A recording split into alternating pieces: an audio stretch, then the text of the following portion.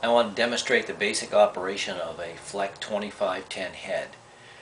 To start with, we have a head which we have taken the cover off.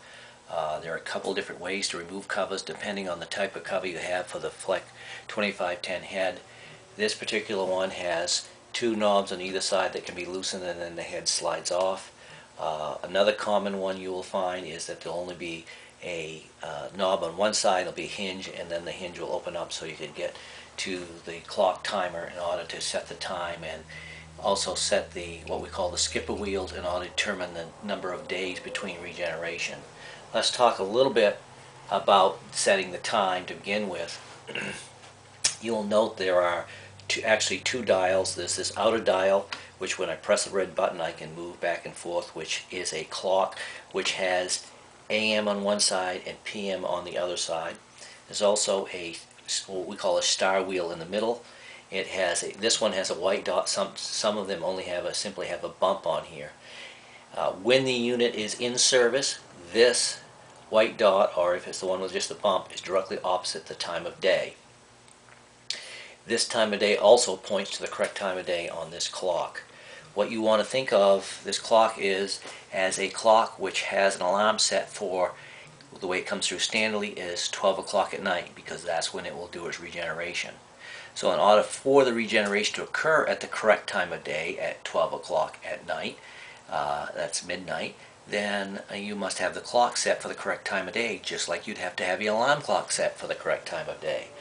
So in order to set that clock, what you need to do is you need to press the red button, and then you need to turn the dial until you have the correct time of day opposite the pointer that says time of day. In this case, this is 7 p.m.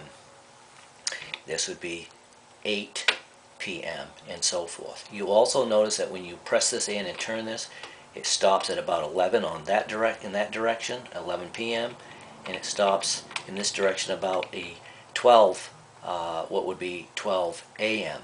So you can't really set it between those two without moving something internally which you don't want to move. So you just move the wheel from one direction to the other in order to get your time of day. And obviously you're going to be setting it during the day anyways.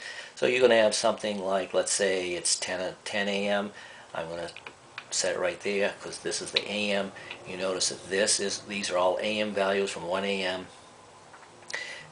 In this case to 10 a.m. And that's how you set the clock. To know when the regeneration is going to occur, you have to look at what we call the skipper wheel, which is this. This wheel may have 1 through 12, or it might actually have 1 through 7. The most common is a 1 through 12 wheel. What happens is each one of these pins represents a day at which the unit will regenerate. So for instance, if I pull out the number 1 position, and what I usually do actually is I should pull out the number 12. If I pull out the number 12 position on the skipper wheel and then pull out the number 6, there are 6 days between those. That means this unit will go every 6 days. Now the day which it will go will be on day 6, day 12. Right now the red pointer is over day 4.